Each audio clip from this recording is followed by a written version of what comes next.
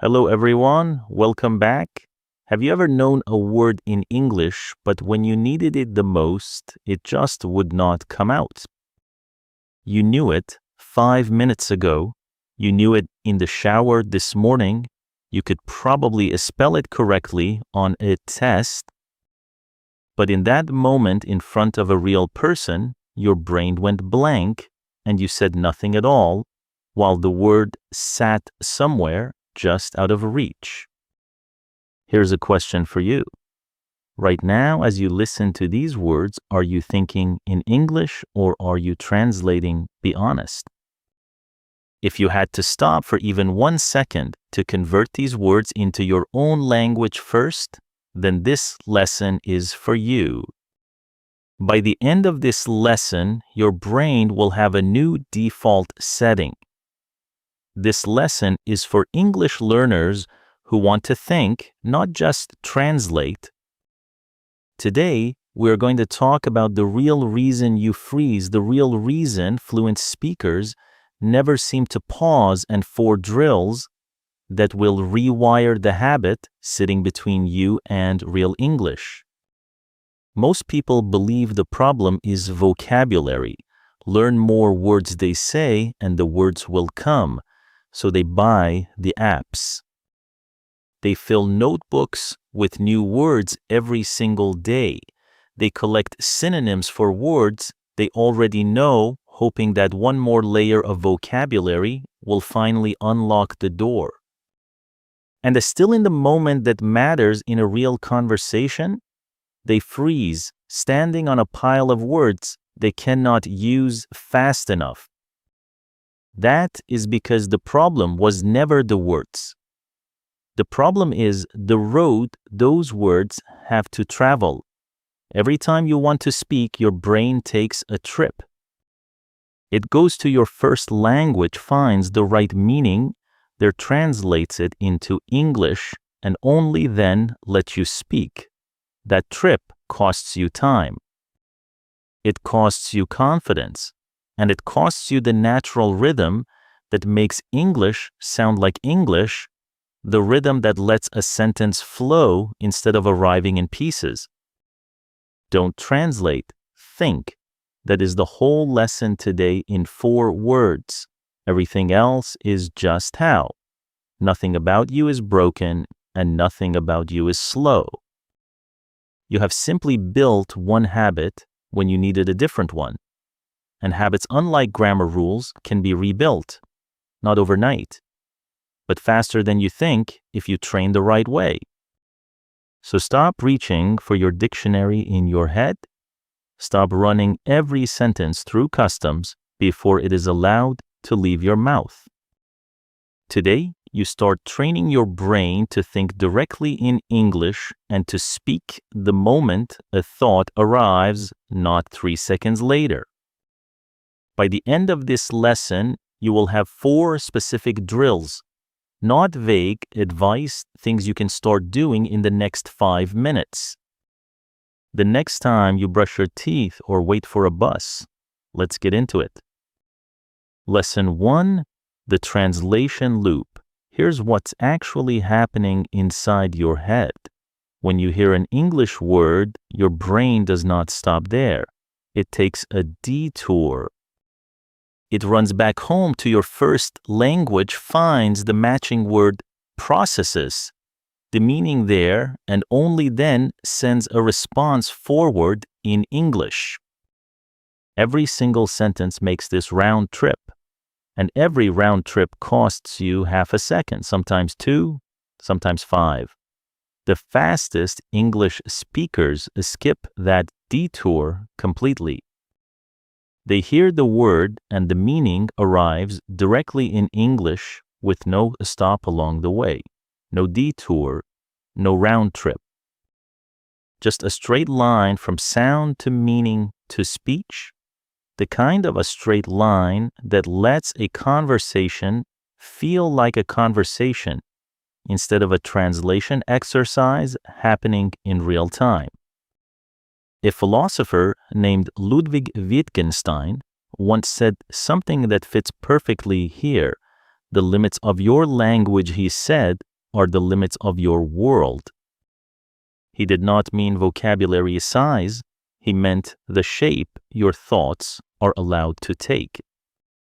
If your thoughts can only travel through your first language first, your English world will always be smaller than it could be. Not because you lack words, because you lack a direct road. Think of it like a house with only one door located at the back, while every guest you want to welcome keeps arriving at the front. You can still let them in. It just takes longer and it makes every visit feel like work instead of conversation. Let me tell you about someone we will call the careful student. She studied English for 5 years. She memorized grammar charts. She scored high on every test her school gave her. Teachers called her gifted, and her classmates assumed she would speak the most fluently of anyone in the room. And then one day she met a native speaker at a coffee shop in her city, a real person speaking real English fast and unscripted, with none of the patience a textbook recording has. She froze. 10 seconds of silence. Her mind was not empty. It was busy frantically translating his question into her language, building an answer in her language and trying to convert that answer back into English before too much time passed. By the time she had a sentence ready, the moment had already moved on. She walked away that day believing she was simply not good enough at English. She was wrong. She did not have a vocabulary problem. She had a translation habit, and that habit, more than any missing word, was the real wall in front of her.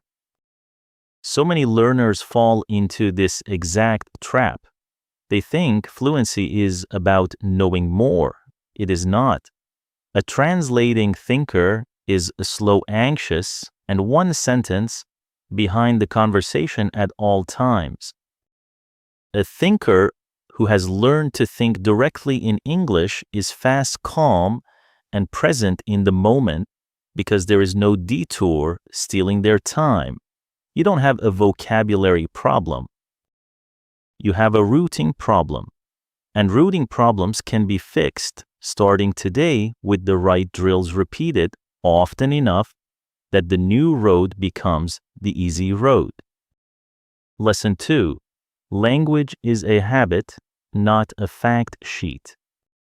When Kobe Bryant joined the Italian basketball world as a child, and later when he needed to speak Italian fluently as an adult, he did something most learners would never dare to do. He refused a translator. He chose to be misunderstood, to struggle to sound clumsy in front of teammates and coaches, rather than let someone else carry his words for him.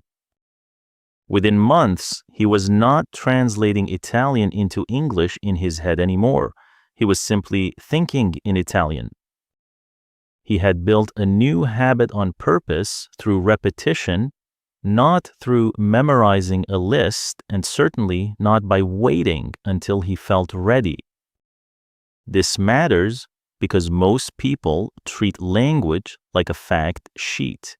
They believe that if they collect enough facts, enough words, enough rules, fluency will eventually arrive. But fluency has never worked that way. Fluency lives in a different part of the brain entirely, the same part that holds skills like riding a bike, typing without looking at the keys, or shaking someone's hand without thinking through the motion first. Think about how many things you already do without translating first. You don't think before you breathe. You don't think before you walk down familiar stairs. Your fingers find the right keys on a keyboard you have used for years without a single conscious instruction. These are habits your brain built through repetition, not facts you ever sat down and memorized until thinking became unnecessary. One day, in the same way, you will not think before you speak English. Not because you finally learned enough words, but because you finally practiced the action enough times that your brain stopped needing the detour. Here is the shift this entire lesson is built on. Stop asking, what does this word mean in my language? Start asking, what does this word make me feel, see, or do? A dog is not a translation of another word. A dog is 4 legs, a wagging tail, a bark you have heard 1,000 times. When you let the meaning attach directly to the English word without a stop in between, you are not collecting more facts. You are training a new habit the same way Kobe trained a new language by refusing the easy detour. Lesson 3. Rename your world. Here is your first drill, and you can start it before this lesson even ends. Look around you right now. Pick one object. Do not say its name in your first language at all, not even quietly in your head. Just look at it and let the English name arrive on its own. A chair, a window, a cup, no detour, no translation, just the object and the English word connected directly. This sounds small. It is not small. This is exactly how children learn their first language before they have a second language to translate through. They point at a dog, someone says the word, and the meaning attaches straight to the sound with nothing in between. No child ever paused to translate dog into a language they had not learned yet. The connection was always direct from the very first word. You already have a second language to translate through, which is exactly why this direct connection feels strange at first. You're not used to skipping the detour. There was a student, the kind who had studied English for years without much progress, who decided to try something different. For 30 days, she turned off subtitles completely, even when the temptation to turn them back on felt almost unbearable in the first week. She watched English shows, listened to English podcasts, and instead of translating what she heard, she simply let the meaning wash over her, even when she only caught half of it.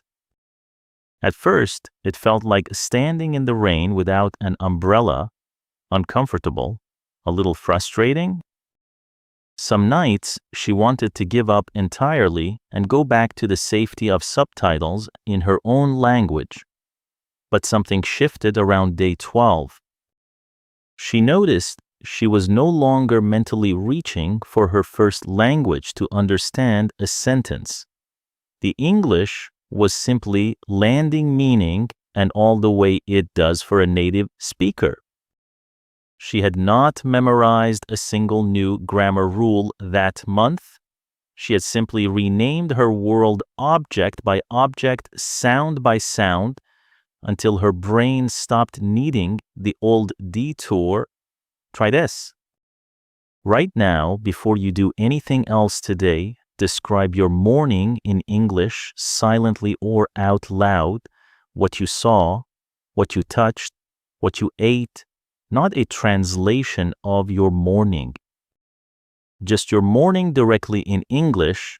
Do this for 5 objects, 5 actions, 5 small moments, and notice how the second one already feels easier than the first. This is the first brick in a new road inside your head, and like any road, it gets smoother the more often you walk it. Lesson 4. Become your own commentator. Picture a sports commentator during a live game. they do not stop to translate the action into another language first. They watch the play happen, and the words come out at the exact same moment in real time, matching the action perfectly. If they pause to translate even one play, the commentary would fall hopelessly behind the game, and the audience would notice immediately. That is the speed you are training for, and there is a simple way to build it. It is called the daily commentary drill, and it works like this. As you move through your day, narrate it to yourself in English. The kettle is boiling. I am putting on my shoes. The bus is late again. The light just turned green. Do not translate these thoughts from your first language. Generate them directly in English the same way the commentator generates words directly from the action in front of them with no detour and no delay. This will feel awkward in the beginning. Your sentences will be simple, maybe even childish. That is completely fine and actually necessary. The goal of this drill is not to sound impressive. The goal is to build the direct road between thought and English speech, one ordinary sentence at a time, until ordinary stops feeling difficult. Don't translate. Think. Say it to yourself while you make coffee. Say it while you walk to the bus stop. Say it while you fold your clothes. Advanced vocabulary is not required here. Only repetition is, and repetition is exactly what turns a new behavior into an old habit. Describe your morning in English. Out loud every single day. Not because one description changes anything by itself, but because 1,000 small descriptions repeated daily quietly build the habit that translation never could. Before we move to the next drill, if this lesson is helping you see the gap between knowing English and thinking in English, take a second to like this video and subscribe.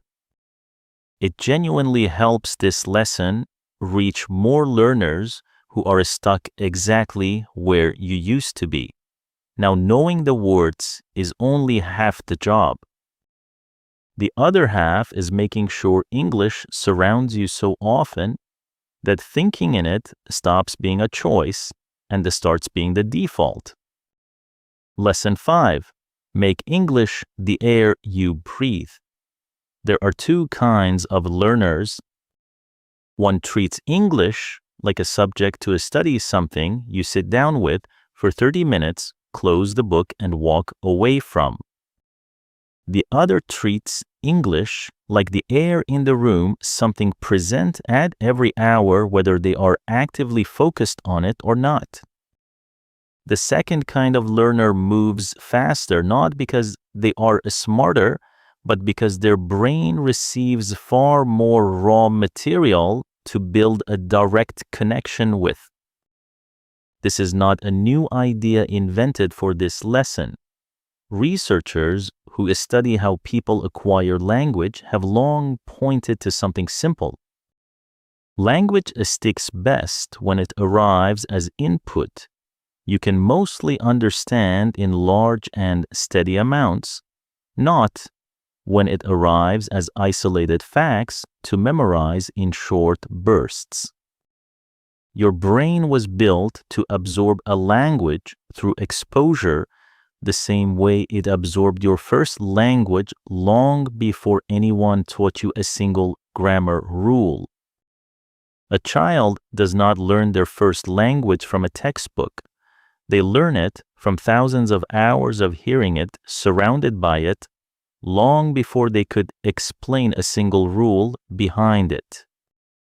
Joseph Conrad was born in Poland and did not speak English until he was a grown man. He never sat in an English classroom drilling verb tenses.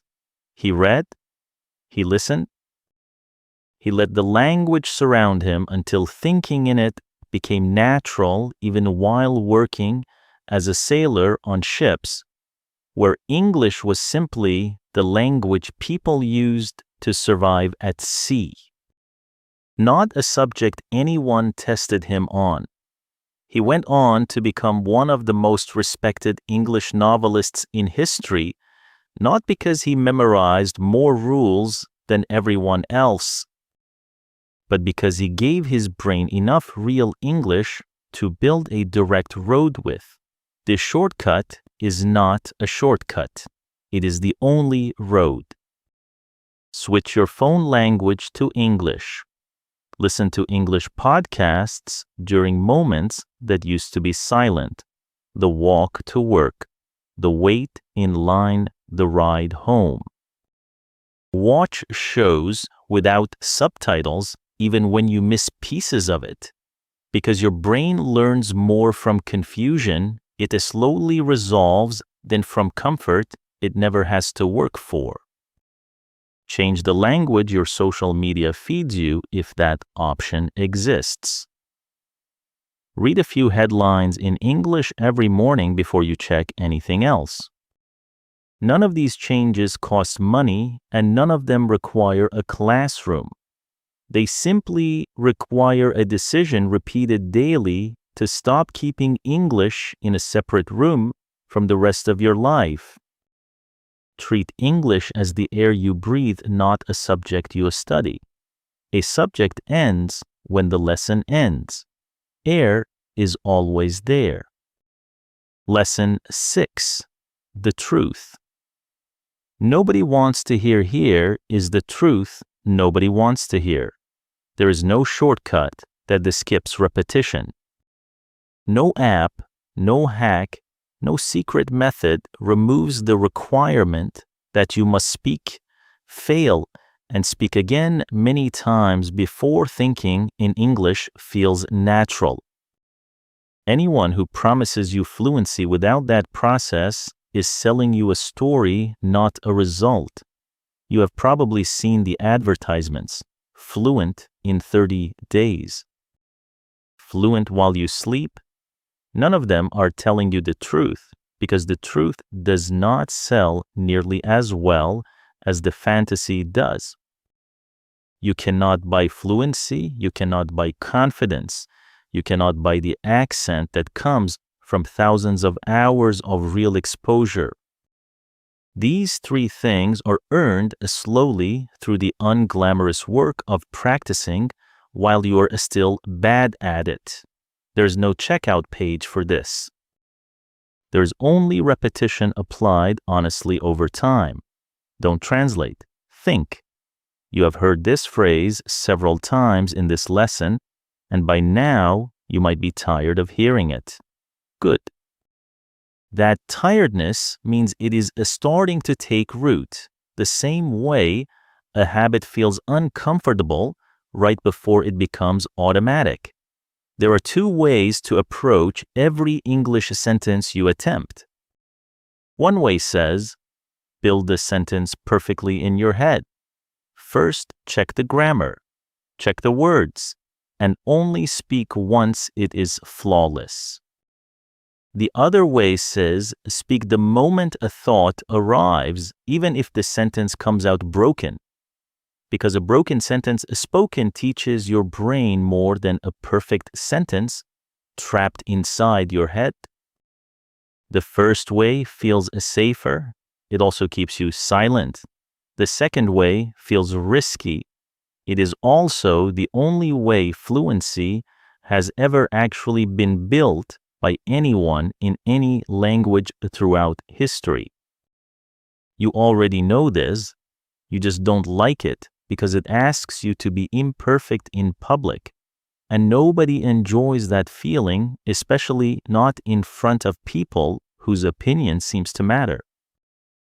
But every fluent speaker you have ever admired walked through that exact discomfort first, usually for longer than they ever admit out loud. They did not wait for perfect. They spoke broken English on purpose thousands of times in front of people who sometimes laughed and sometimes corrected them. until broken slowly became fluent. An imperfect sentence spoken is worth more than a perfect one never said. Say that to yourself the next time you hesitate before opening your mouth. Lesson 7. The 5-second rule. There was a woman who started the daily commentary drill from earlier in this lesson, describing her mornings out loud in English every single day. Even when her roommate gave her strange looks for talking to herself in the kitchen. The first week was rough. Her sentences came out slow and clumsy, and she felt a little ridiculous talking to herself about her coffee and her shoes. She almost quit twice, telling herself this was a waste of time that would never lead anywhere. By the third week, something had changed. The sentences were coming faster. She was not building them piece by piece anymore. They were simply arriving already in English the same way her first language had always arrived without effort. She had not become a different person. She had simply repeated a small action long enough for her brain to stop treating it as work. This brings us to your final drill, and it is the simplest one in this entire lesson. The 5-second rule. The next time you want to say something in English and you feel the urge to translate, first, give yourself 5 seconds, no more to speak anyway. Not a perfect sentence, not a complete thought.